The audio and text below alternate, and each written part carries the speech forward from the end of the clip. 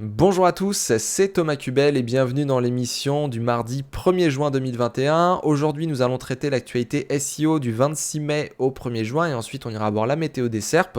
Donc on commence tout de suite avec l'actualité SEO. Google supprime le filtre sur les résultats enrichis dans le rapport de performance de la Search Console. C'est sorti sur abondance.com le 26 mai 2021 et Olivier Andrieux nous relaie que Google a annoncé hier sur l'un de ses blogs que dans le rapport performance résultats de recherche, il y a un filtre d'apparence qui s'appelle résultats enrichis, vous le connaissez sans doute, et du coup les 19 types qui sont présents là-dedans vont être supprimés à partir du 1er août 2021, aussi bien sur la Search Console que dans l'API, puisque vous avez aujourd'hui un onglet spécifique à chaque résultat enrichi, FAQ, Event, How to, etc. Donc si vous aviez l'habitude d'utiliser ces systèmes de filtrage directement dans résultats de recherche, passez sur le nouveau système au maximum, parce que sinon on va vous couper l'herbe sous le pied à partir du 1er août 2021.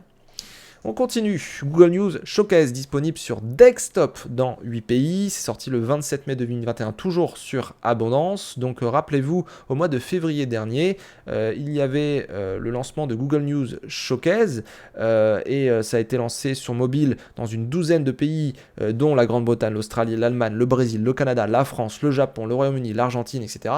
Et il y a maintenant sur desktop la possibilité du coup d'avoir accès à cette fonctionnalité, mais pas toujours en France ni aux États-Unis. C'est surtout dans 8 pays que sont la Grande-Bretagne, l'Australie, l'Allemagne, le Brésil, l'Argentine, l'Italie, la République tchèque et l'Inde. Donc ça ne saurait tarder pour la France et les États-Unis, pour desktop en tout cas. Rappelez-vous que ce nouveau carrousel en fait contient les derniers articles d'actualité des éditeurs que vous suivez déjà, ce qui vous permet de voir les actualités des éditeurs qui sont susceptibles de vous intéresser. Donc plutôt intéressant de développer encore plus cette chose-là, aussi bien sur mobile que sur desktop. On va voir si ça se déploie en France ces prochaines semaines. Ça ne saurait tarder, comme le dit très justement Olivier Andrieux. Maintenant, on verra qu'est-ce qu'il en est de ces news-là. Il ne faut pas oublier qu'on a beaucoup de sujets autour de Google. On a ces page experience, les core web vitals, on a également l'index mobile, on a vraiment beaucoup de choses, on a vraiment beaucoup de choses, passer le ranking, bref, ils ont besoin de fermer l'année au mois de juin, juillet, là, et dire c'est bon, on a tout sorti, c'est bon, c'est nickel. Et j'espère que ça va être comme ça, sans impacter trop de monde. On continue.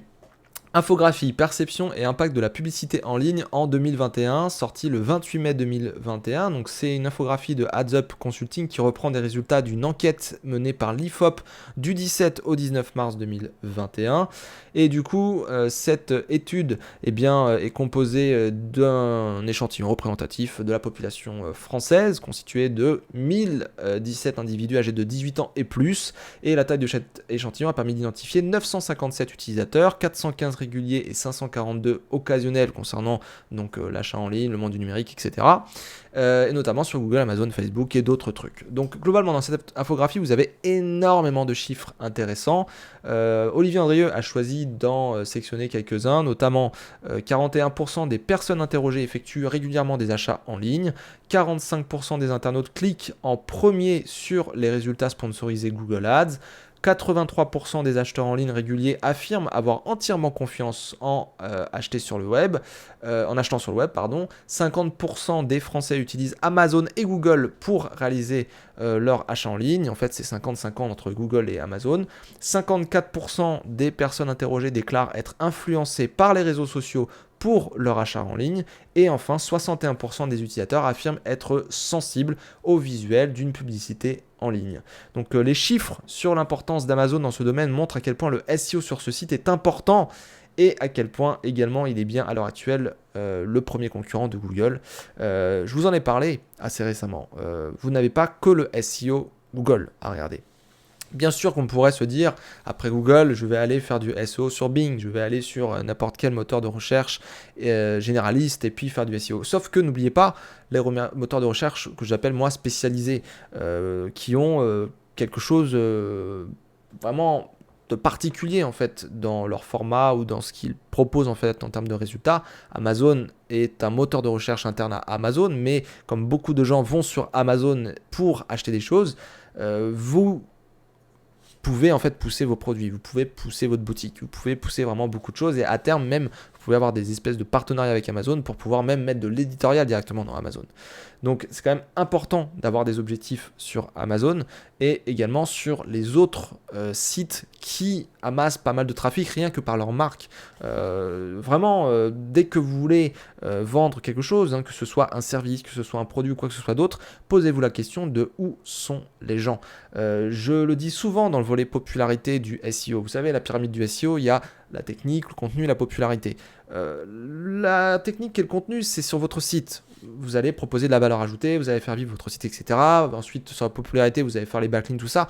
Mais n'oubliez pas, toutes les actions, marketing et tous les moyens qui peuvent vous permettre de vendre, d'atteindre des objectifs d'entreprise et pas des objectifs SEO. Et le SEO peut intervenir sous une autre manière. Du SEO sur YouTube, du SEO sur Amazon, du SEO sur, je sais pas moi, Cdiscount, du commerce ou quoi que ce soit d'autre. Bref, ça peut être utile. Après, il faut comprendre les codes de chaque moteur de recherche interne à chaque site. Mais voilà, c'est pas plus compliqué que Google. Je dirais que Google est quand même vachement avancé. Et finalement, il suffit de comprendre quels sont les critères techniques, les critères de contenu, les critères de popularité sur chacun des moteurs de recherche que vous souhaitez utiliser et où sont vos utilisateurs, quoi. Donc voilà, regardez cette infographie, elle met des choses en perspective. Il n'y a pas que ce que je vous ai cité comme chiffres clés, il y a vraiment d'autres petites choses par rapport à la sécurité, par rapport à l'indice de confiance, par rapport à Google Ads, le SEO, etc. En tout cas, c'est une belle infographie, je l'ai beaucoup aimée. On continue. Près de 3 millions d'actions manuelles pour Google en 2020, un nombre en forte baisse. C'est sorti le 28 mai 2021 sur Abondance. Donc effectivement, les actions manuelles baissent. On a 4,3 millions d'actions manuelles en 2019, 4 millions en 2018, 6 millions en 2017, 9 millions en 2016. Et en fait, là, on est vraiment à 3 millions, donc ça baisse petit à petit. En même temps, il y a beaucoup de choses qui sont devenues automatisées. Pour les liens, voilà, ça ignore. Pour tout ce qui est Panda, le contenu, bon, bah voilà, ça trie, c'est en mode continu. Donc, ouais, je pense que ça coûte quand même cher de faire intervenir des équipes Google pour traiter des actions manuelles. Tout ça, bien sûr qu'il y en a qui se résolvent toutes seules, sans même avoir une action humaine, mais c'est vrai que les actions manuelles, voilà, ça doit quand même être coûteux, et puis à l'heure en plus de la pandémie, ça ne doit pas forcément être super facile de gérer tout ça. Donc, moi je vous dirais, c'est un petit peu logique. Les technologies, ils mettent vraiment plein de technologies en route chez Google. Donc, c'est normal qu'il y ait de moins en moins d'actions manuelles. En tout cas, voilà. C'est un chiffre quand même assez intéressant à avoir en tête parce que on se rend compte qu'on peut quand même gérer nos actions avec les process auto. Voilà. On continue avec une news qui me fait bien plaisir. Vous le savez, je l'ai interviewé à de nombreuses reprises sur la chaîne. Je veux bien sûr parler de Sylvain Perronnet qui, par l'intermédiaire d'Abondance, nous annonce Babar lève 2 millions d'euros. 3 questions à Sylvain Perronnet. C'est sorti le 31 mai 2020. Je suis vraiment très heureux pour Babar et également Your-Teds Guru qui sont des outils maintenant très réputés et très en avance sur certains sujets du SEO. Your-Teds Guru, moi personnellement, je l'utilise au quotidien pour tout ce qui est pertinence. Babar pour la partie popularité. Franchement, j'ai vraiment envie de voir des nouvelles fonctionnalités. J'ai vraiment envie de voir plein de choses autour de ces deux outils. Personnellement, voilà, j'ai fait plein de feedback. Je trouve qu'il y a vraiment quelque chose à faire avec ces deux outils. Donc, bon vent, vraiment. Je vous souhaite le meilleur. Toute l'équipe de Babar et de Your-Teds Guru, de tout ce projet, tous ces projets en tout cas, autour des backlinks, autour de la popularité, autour de la pertinence. Super cool. Ça fait vraiment ultra plaisir. On continue et on termine la veille avec les Goose Tips de la semaine. Core Web Vitals, redirection Index Mobile First, sorti le 31 mai. Core Web Vitals et redirection, John Mueller a indiqué lors d'un hangout pour Master que le fait de rediriger une URL vers une autre transférera également les scores Core Web Vitals, LCPFID, CLS, avant que ces derniers soient recalculés pour la nouvelle URL, et ça semble logique. On continue, Index Mobile First. John Mueller a expliqué sur Twitter que le projet Index Mobile First n'était pas encore clos à 100% et que l'équipe bossait encore sur quelques cas spécifiques. Donc ça prend du retard, hein. Ça fait maintenant quelques années qu'ils sont sur ce projet-là. Donc j'espère bien que cet hybride mobile desktop va disparaître et on aura juste un index mobile. On va voir comment ça se passe. C'est clair que ça ne doit pas être facile pour eux. En tout cas, ça a l'air d'avancer. C'est déjà bien. Je préfère qu'on avance plutôt que ça stagne et qu'on n'ait pas du tout de nouvelles et tout. Donc voilà pour la veille de cette semaine dernière. On termine avec la météo des SERP et là je suis sur SEMrush Sensor. Alors ce que je voulais vous montrer, c'est que en fait on a beaucoup moins de volatilité par rapport à ces dernières semaines depuis le 24 mai en fait. Ces dernières semaines, ces derniers mois, on avait une volatilité qui ressemblait plutôt à ce que vous voyez sur le graphique pour ceux qui sont sur YouTube. Donc pour ceux qui m'écoutent seulement, on avait une grosse volatilité, disons que en fonction des jours, on avait vraiment des points bas, des points hauts, enfin c'était vraiment des sinusoïdes de fou quoi. Et en fait, depuis le 24 mai, depuis ce gros pic là du 22-23 mai là dans le rouge, eh bien on se rend compte que la courbe est quand même vachement plus stable. On voit carrément la différence entre le début du mois de mai et la fin du mois de mai. Et ce qui me fait dire qu'il y a dû avoir quelque chose quand même d'important le 22-23 mai. Quelque chose qui a lissé, je dirais, un petit peu la courbe, quelque chose qui fait que les choses sont moins volatiles. Et je me pose la question de qu'est-ce que c'est.